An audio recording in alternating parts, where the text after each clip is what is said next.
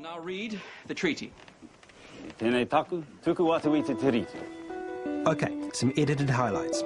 There's a preamble where the Queen explains that since British subjects have settled here, it's her responsibility to get them to behave themselves. But to do that, she needs the rule of law that can only come from setting up a civil government. But that government needs to apply to the native population and her subjects, so they have to sign this treaty. With me so far? Good. So, we go on to Article 1. Ah yes, a bit contentious. In the English version, Her Majesty's asking all the chiefs to cede all the rights and powers of sovereignty. The chiefs are never going to agree to this. The Reverend William said as much. And after some thought, Kawanatanga, government or governorship, which was about as close as I could get and not provoke a walkout by the chiefs. Translated it to Kawanatanga. Kubuminare. Merangatira pe. Te tangata I horoira I ana ringa a Pontius Pilate. Koia te kawana. A koia te kawana e hara ko sisa. He kakanoa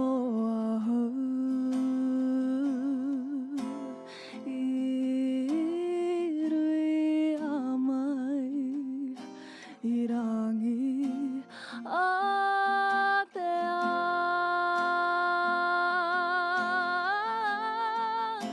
and I will never be lost. One in Māori and one in English. 9 copies of Te Tiriti were created and sent around the country to be signed by various chiefs in 1840, with only 1 copy being in English. Over 500 chiefs signed the Reo Māori version and 39 signed the English version. The document has 3 articles. In the English version, they are: Māori cede the sovereignty of New Zealand to Britain. Māori give the Crown an exclusive right to buy lands they wish to sell, and, in return, are guaranteed full rights of ownership of their lands, forests, fisheries, and other possessions. And Māori are given the rights and privileges of British subjects. But there are some stark differences between the English and Māori translations, most significantly in Article 1. The Māori version of the treaty does not say that Māori cede sovereignty o rangatiratanga. In Article 1, the word sovereignty was translated to Māori as Kawanatanga, which actually means governance. Sovereignty had no direct translation in Māori because there was no concept of a central ruler. Each rangatira had control over their own affairs. So the chiefs understood the wording of the treaty to mean that the Queen would have the right to control her own subjects, while they controlled theirs. They couldn't fathom the concept of one leader for all of the land, let alone ceding power to some lady they had never met in a country on the other side of the world. I like to use an analogy. When people come to the marae as manuhiri, to any marae, then they are expected to observe the kawa, or the rules, the constitution, if you like, of that marae. And the old people who bring those manuhiri onto the marae are expected to ensure that that is done. And in a sense, when people started coming from somewhere else to our land, in a sense they were entering our marae.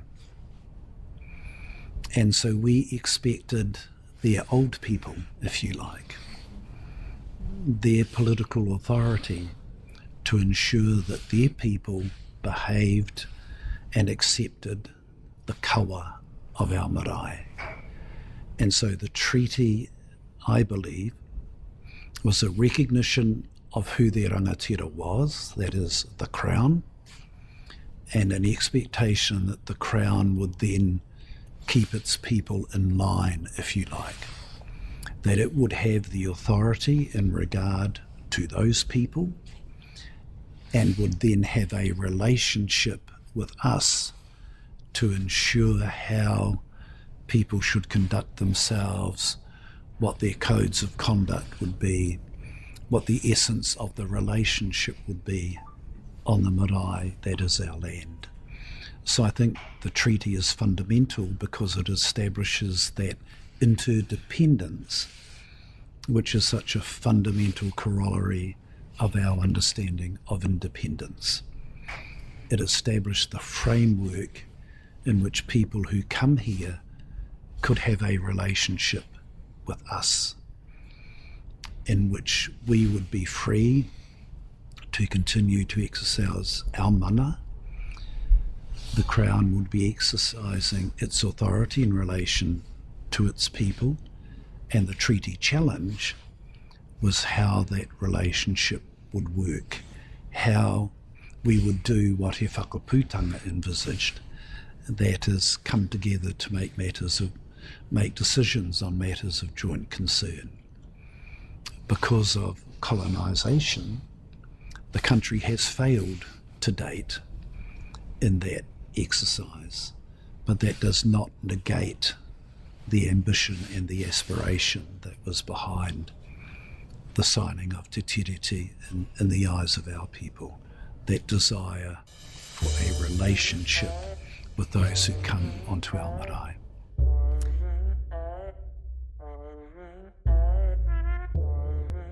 Don't give it up. Hey. I'm telling you, I won't give it up. No, no, no. So don't even try. People lie. It's really important that He Whakaputanga and Te Tiriti, the Māori language document, are read together because they reveal very clearly a common thread of intent. What the Māori signatories were doing was declaring and cementing their own supreme authority, their tino rangatiratanga, while acknowledging and defining the presence of the Crown and its citizens in their midst. Now, why was this considered necessary? Well, the hapu had welcomed the perceived benefits that flowed from contact with these newly arrived strangers. However, the different values and the inexplicable behaviour of some of these strangers necessitated the proactive management of their presence. Delegating Kawanatanga to the Crown, as I said, foreshadowed in 1835 and then implemented in 1840, delegating Kawanatanga to the Crown, that was the solution. What the rangatira were doing was empowering the Crown to take responsibility for controlling the behaviour of its own citizens. Being accountable for its own people was one of the conditions of the Crown being allowed to remain here in Aotearoa.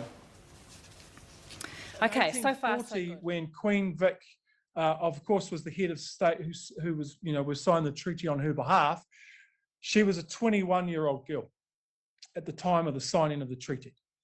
But what's more important is that our tupuna, who began to sign it up there at Waitangi, had a personal connection with the family. So it wasn't actually talking about someone who they didn't really know. There had been a 20-year connection, particularly with Ngāpuhi, to the royal family and to the Crown over there at England at the time. So the treaty had a personal touch and account to it. Again, let me just run quickly through the articles. Article 1, right, has to do with sovereignty, Kawanatanga. Who gets to sign the flag? What's the name of this flag? The laser kiwi, that's right. Someone submitted this for the official New Zealand flag. Anyone been to Kororareka? Yeah. Has anyone been to Russell? Same place? Yep, sweet. Just double checking. So here's a lovely, look, it's a beautiful summer's day. Look at this lovely sort of Maori and the Pākehā going for a walk in the trees, that sort of thing. So have you also heard of a fella called Charles Darwin? Right, Darwin comes out here in the early mid-1800s, 1830s, and he calls Kororareka the hellhole of the South Pacific because of all the drunken debauchery that's going on, right? So Kororareka had the word on the global street. Oh, man, if you ever get down to the South Pacific, rock on down to this place called Kororareka for a good time. Right, because all of these sailors, right, there had been contact. Before the treaty was signed, there'd been 70 years of international contact. So the forces of globalization were well and truly beginning in our neck of the woods. And all of these, they estimate something like 1,000 ships were coming here every year. So, what? 25, 30, mostly men on a ship, right? 4 months at sea, coming down, to the bottom of the world. When they get here, what do they want to do, right? They want to go to church. Yeah, right? No, they want to get it on like it's Donkey Kong. They have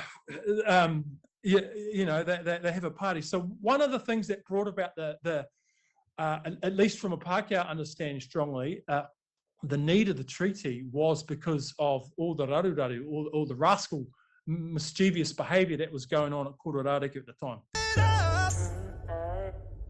No. So don't even try. People lie. All they do is dance between the lines. They won't change. Fake gold chains, shades still are those eyes. I can't complain. It's just the nature of these times. Don't give. And about from a Māori perspective, why did our tupuna want to enter into, why did over 500 of our rangatira want to enter into signing this thing? Well, I've mentioned the first one, the hellhole of the South Pacific. Essentially, in the Bay of Islands, the chiefs, our rangatira were like, well, man, they're not our people. Man, if the Queen can come and sort their people, then please, let's sort something out for these guys to be sorted. Roughly about 200,000 Māori in 1840, roughly about 2,500 Europeans. So it wasn't this, whoa, there's this massive influx coming in, we need someone to come and, rule us or govern us. That wasn't what was going on. Massive priority from a Māori perspective was the treaty was a trade agreement. How do we secure our Pākehā, which is what our leaders would refer to them, our Pākehā, to establish their rights of trade in our places, because our people love iPhones and flat screen TVs and Falcon, XR8s. In other words, all these new technology, right, that was coming.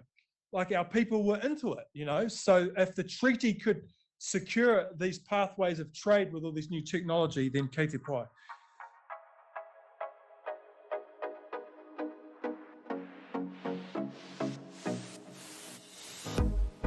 This one's for our people. This one's for our whānau. This one's for our people.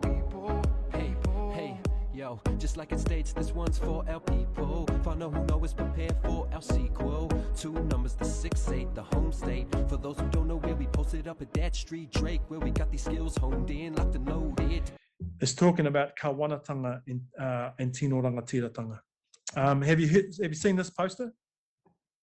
Right, this was the sentiment in the 70s and the 80s for our people because of the feeling of being ripped off around that story, But the first one to call the treaty of a fraud was Captain William Wakefield. This pretend treaty, a fraud on the ignorant natives and a sham towards more intelligent people. Why did he call the treaty sham and a fraud? Because it stopped him from buying land. The first one to call the treaty a fraud was Wakefield. You've been at, what's the Basin Reserve? You've been to his rotunda? And you see in his rotunda, this is to honour William Wakefield and where he used to live. And guess where he used to live? Parliament House is built on his old house. Interesting, eh? The man who called the treaty a fraud, Parliament is built on his whare. Do with that what you like.